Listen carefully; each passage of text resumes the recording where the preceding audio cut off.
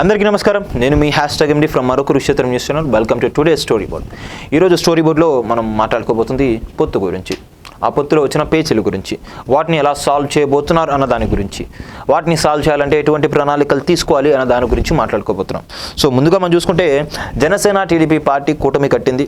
ఇంకా బీజేపీ యొక్క ఎంట్రీ మాత్రమే అన్అఫీషియల్గా ఇంకా రిలీజ్ కాలేదు. అది కూడా ఎప్పుడు రిలీజ్ అవుతుందో అప్పుడు పూర్తి స్థాయిలో 170 స్థానాలకి కంటెస్టెంట్స్ని రిలీజ్ చేస్తామని చెప్పి తెలియజేశారు. సో అందులో భాగంగానే రీసెంట్గా కొంత లిస్ట్ అయితే బయటకు వచ్చింది. దాంట్లో 24 మంది జనసేన వాళ్ళు, దాంట్లో 5 పేర్లను మాత్రమే ప్రకటించారు. ఇంకా 99 మంది ఏమో వీళ్ళకి సంబంధించిన పార్టీ వాళ్ళు. మొత్తం 119 మంది యొక్క లిస్ట్ని అయితే రిలీజ్ చేయడం జరిగింది.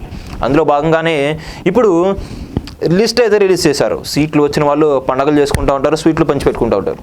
మరి ఎవరికైతే సీట్లు రాలేదో, ఆశలు వ్యక్తం చేశారో, ఆశల పల్లకిలో వ్యవహరించారు 5 ఏళ్ళు, వాళ్ళకి సీట్లు రాకపోతే వాళ్ళు ఊరుకుంటారా? వాళ్ళు చేసిన శ్రమ లేకపోతే ఖర్చు పెట్టిన డబ్బు వాటన్నిటి కూడా వృధా అయిపోతాయని చెప్పి వాళ్ళందరూ కూడా పెద్ద మొత్తంలో ఆగ్రహావేశాలను అయితే వెలగక్కుతున్నారు. భగ్గుమన్నారు కూడా. ఆ మేరకు ఆందోళన చేస్తున్నారు, లేకపోతే గొడవలకు దిగుతున్నారు, కుర్చీలు మడత పెడుతున్నారు. నారా లోకేష్ గారు చెప్పినట్టు కుర్చీలు మడత పెట్టాల్సిన టైం వచ్చిందని చెప్పి కుర్చీలు గాల్లో విసిరేస్తున్నారు వీళ్ళైతే. సో ఇలా చాలా సెట్ అయిపోయింది మొత్తం కూడా. పొత్తు అయితే పైన కన్ఫర్మ్ అయిపోయింది, వాళ్ళిద్దరు కలిశారు. మరి కింద ఈ పార్టీ శ్రేణులు కావచ్చు, ద్వితీయ శ్రేణి నాయకులు కావచ్చు, వీళ్ళందరూ కూడా కలుస్తారా అంటే ఇప్పటికైతే ఎంత చిక్కని ప్రశ్నగానే కొనసాగుతుంది. ఎందుకంటే ఇప్పుడు తాజాగా రిలీజ్ చేసిన లిస్టులు వాటికి ఒక తార్కాణం. ఇంకా మీరు ఫుల్ ప్లెజ్డ్గా పొత్తులో లేరు అని చెప్పి ఒక నిదర్శనం అని చెప్పి చెప్పుకోవచ్చు. కింద స్థాయి నాయకులందరూ కూడా సయోధ్య కుదరడం లేదు. మరి సయోధ్య కుదుర్చాలంటే, లేకపోతే ఎవరికైతే సీట్లు రాలేదో వాళ్ళందరినీ కూడా బుజ్జగించాలంటే, వాళ్ళందరూ కూడా శాంతించాలంటే, శాంతపరచాలంటే ఏం చేయాలంటే అదొక పెద్ద కత్తి మీద సాము లాంటి ప్రాజెక్టే అన్నమాట. సో ఈ ప్రాజెక్ట్, ఈ టాస్క్ని వీళ్ళు ఇప్పుడు భుజాలను ఎత్తుకొని ఒక మీటింగ్ అయితే పెట్టారు. ఏదో జెండా అని చెప్పి ఏదో మీటింగ్ పెట్టారు. ప్రతి జెండా అదే మా ఎజెండా అన్నట్టుగా, గెలుపే ఎజెండా, ఎత్తండి జెండా, గెలిపే మా ఎజెండా అని చెప్పి ఒక ప్రోగ్రామ్ అయితే పెట్టారు ఇవాళ తాడేపల్లి మీటింగ్లో. సో మొదటిసారిగా పవన్ కళ్యాణ్ గారు, చంద్రబాబు నాయుడు గారు ఒక బహిరంగ సభలో ఉద్దేశించి మాట్లాడబోతున్నారు ఇవాళ. మామూలుగా అయితే 26 ఎకరాల ఒక తాడేపల్లి పరిసర ప్రాంతంలో ప్రతిపాడులో అయితే ఈ వెన్యూని అయితే ఫిక్స్ చేశారు. అక్కడ మీటింగ్ అయితే జరగబోతుంది. సో ఎవరైతే టికెట్లు రాలేదో వాళ్ళందరినీ కూడా బుజ్జగింపుల పర్వం స్టార్ట్ చేసేసారు చంద్రబాబు నాయుడు గారు. ఉండవల్లిలోని తన యొక్క నివాసంలో పిలిపించి అందరినీ కూడా నచ్చజెప్పే ప్రయత్నం చేస్తున్నారు, శాంతింపజేసే ప్రయత్నం చేస్తున్నారు. గెలిస్తే కనుక తప్పకుండా ఏదో ఒక న్యాయం చేస్తానని చెప్పి కూడా ఆయన అయితే హామీ ఇస్తున్నారు. మరి వాళ్ళు ఓకే అంటారా లేదా మరి చూడాలి. మరి ఎందుకంటే గతంలో ఆయన చెప్పిన మాటను ఎప్పుడు కూడా నిలబెట్టుకున్న పాపాన పోలేదు కదా. అందుకని వాళ్ళు కూడా ఒక విధంగా సందిగ్ధ వాతావరణంలో నెలకొంది ఆ పరిస్థితి మొత్తం కూడా. ఇటు పక్కన జనసేన సంబంధించి ఈ పంచాయతీ బాధ్యతలను ఇంకెవరికి ఇస్తారు? ఆబ్వియస్లీ పవన్ కళ్యాణ్ అయితే అసలు ఇలాంటి రిస్క్ టేకింగ్ జాబ్స్ అసలు చేయని కూడా చేయరు. సో నాదెండ్ల మనోహర్కి టాస్క్ అయితే అప్పగిచ్చేశారు. సో ఎవరైతే పార్టీ అసంతృప్తులు ఉన్నారో అందరినీ కూడా బుజ్జగించే ఆ పంచాయతీ కార్యక్రమాలు అనేది నాదెండ్ల మనోహర్ గారికి ఇచ్చారు. సో ఇప్పటివరకు చూసేసాం, పంచాయతీలు జరగాలి, ఈ జరగాలి. ఇప్పుడు ఏం చేయాలి? ఈ పంచాయతీలు సద్దు మనగాలంటే ఏం చేయాలి? నాయకులు ఏదైనా ఒక దిశానిర్దేశం, ఒక గైడ్లైన్స్ రూపైన వాళ్ళకి హామీ ఇవ్వాలి. ఇలా కాకపోతే అలాగా, అలా కాకపోతే ఇలాగా అని చెప్పి చెప్పాలి.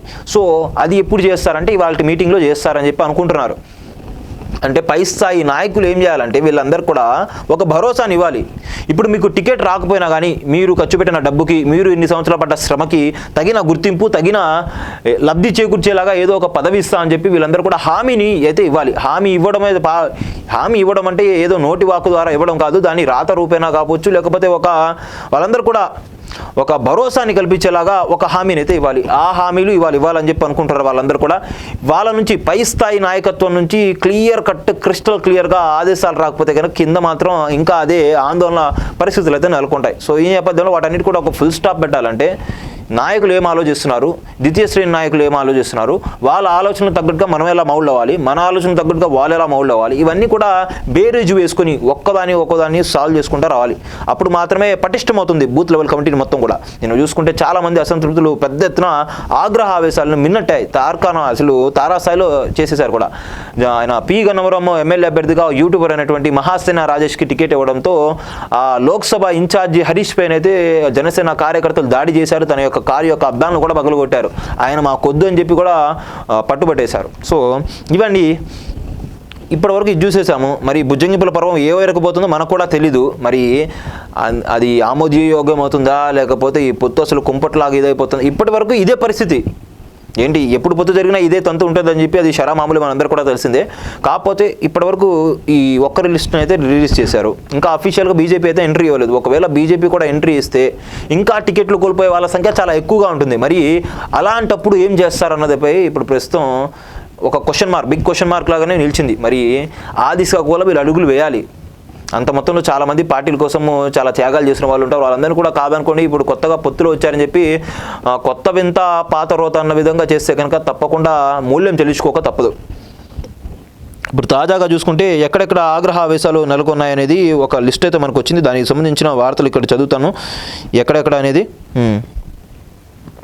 ప్రధానంగా మనం చూసుకుంటే తూర్పు పశ్చిమ గోదావరి జిల్లాలో మొత్తం 34 స్థానాలు ఉన్నాయండి అసెంబ్లీ నియోజకవర్గాలు. దాంట్లో మన రిలీజ్ చేసిన లిస్టులో తూర్పు గోదావరి నుంచి 11, పశ్చిమ నుంచి 6 అభ్యర్థులను అయితే ప్రకటించారు.